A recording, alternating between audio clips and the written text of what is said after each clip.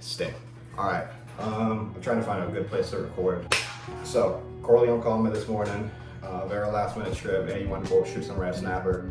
Red snapper season opened yesterday. So we're gonna try to go out while the weather's good. It's already like, what time is it? I don't have my watch on. I think it's like 10 a.m. already, so we're gonna have a very late start. But it's been a while since I shot anything. My own boat has been having some issues trying to get some rewiring done. I haven't been on the water since last November. In that time, I was able to finish a project that I started over a year ago now. I just really didn't have the time or motivation, honestly, to finish. This is my new spear gun that I built from scratch, kinda, obviously. Oops. Obviously, I didn't build this handle and this Irby's roller. The handle came off of an older JBL gun that I had and I wasn't using anymore. Usually, I would have built the handle out of wood, just carved it all the way out of wood, but I've built a gun before and I did that, and it takes so long. And I think I was just ready for this project to be done, so I just said screw it. I don't know how well the camera picks up on it, but this gun is laminated tiger wood and cedar. I cut it into strips, pressed them together with glue, and then planed all four sides. I took some videos of working on it. My initial plan was to record my whole process from beginning to start and kind of show you how I built the gun. I just didn't think about it last year when I started the gun, and then when I picked it up again, then I recorded a little bit of snippets here and there. Actually, let me show you.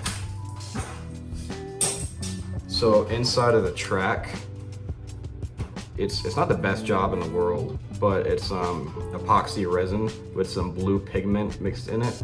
And the way I did it is I carved out the channel for the shaft a little bigger, deeper than it needs to be, and then I filled that with epoxy resin. And then when I went over that again with a router, I used a bit that was, how do you say? I used a bit that kind of enclosed it like this. It was a circle, so I just measured the right depth, so it was just closed. So when I run the shaft through, it became an enclosed track spear gun. Most spear guns are not enclosed track, meaning that you just put the shaft in at any point, click it into the trigger mechanism, and but it will like come up if you don't wrap the tip with a shooting line. I made an enclosed track specifically so I don't have to do that, so I could just put it in on the front, load it all the way down, and I don't have to worry about wrapping the tip. I was telling some other people I did that, some other spear fishermen, and they were just like not a fan of the fact that I was doing that. But to them, I say make your own gun and then worry about it. So we're gonna go out this morning and we're gonna try to shoot some red snapper. This is gonna be kind of testing out this gun, seeing how good it is. I made the bands a little bit too short, so it's gonna be kind of hard to load. But if it's that bad, I'll just cut new bands and make new ones. Usually the first trip with a new gun that I've made isn't the smoothest, but I don't know. I have a lot of confidence in this gun. This is probably, and I've only made 2 guns, but this is probably the best one I made yet. Also, I've been trying to figure out the structure that I'm gonna lay these videos out. I think this is the style I'm gonna try to stick to where, can I help you? What? Say what you have to say, it's so important. Say what you have to say. Yeah, I'm not afraid. This is Sir Henry. I think this is the structure that I'm going to stick to, kind of talking about what we're going to be doing in the day, and then kind of setting it up, going out and doing it, talking a little bit. Might do a segment at the end where I kind of discuss, kind of revisit some of the events of the day and see what I could work on, see what I could improve on. All right, get off of me, you stink.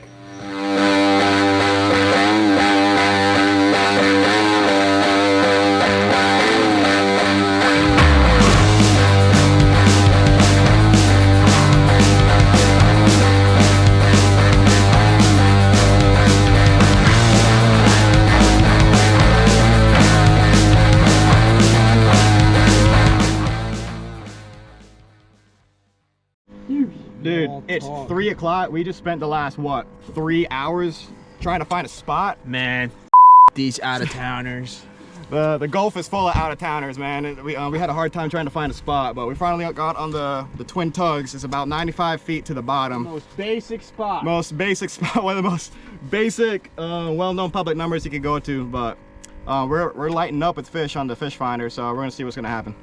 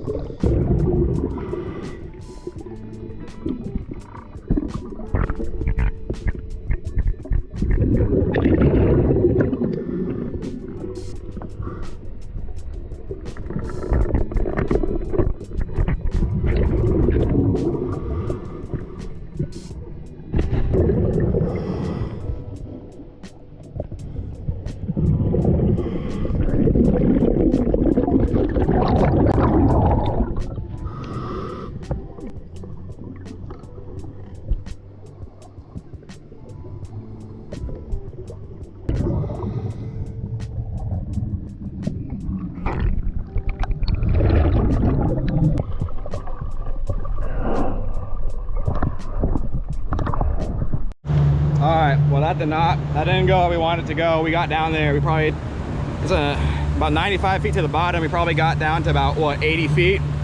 2 bull sharks right underneath us. So we kind of looked at each other, we said no. We turned around, came back up, don't want to mess with them. So we're trying to look for another spot now, but I don't know. It's low, you can't see it on the camera, but there's a ton of other guys out here. So I don't know how we're gonna have to fight for a spot. Might have to bully somebody off of one. Not really, but.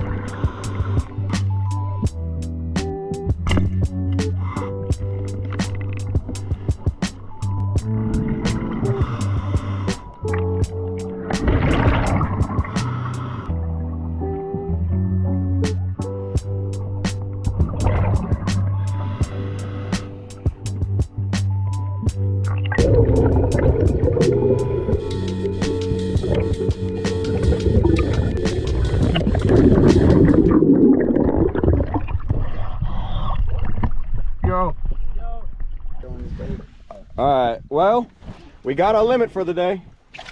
We got 3 man, we got 6 snapper. Look at this Freaking dude, Corleone, hold that guy up right there. I thought I shot a big one. I thought it did. Then Corleone comes up. Yeah, dude. That's thumbnail right there, dude. All right, we go. All right, hey, enough of that. You don't know the feeling, Zach. He doesn't know the feeling of what it's like. Corleone is a very humble fisherman. Yes, I am. But yeah, man, that out here too. Hell, 300 days a year. I'll go ahead and say it. I'm the best charter fisherman out here. Well, that sun's starting to go down, so I think we're gonna start making our way back in now. Man, shoot, we limited out. It took us a long time to get on the spot, but Locals only.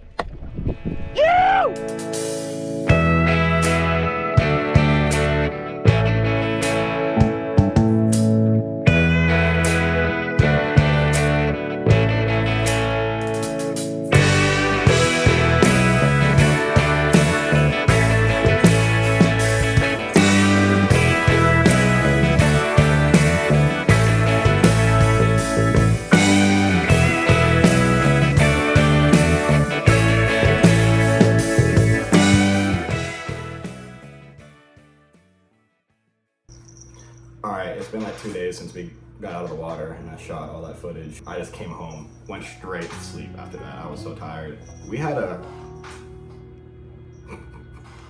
really hard time trying to find a spot to spearfish. There's just a lot of out-of-towners that came in to fish for red snapper season. It was the beginning of the season, so it took us a really long time to find a spot. That's what I'm trying to say. When we finally did get to our first spot, 3 hours in, we had to turn around immediately because we got down about not even 40, probably 40, 50 feet.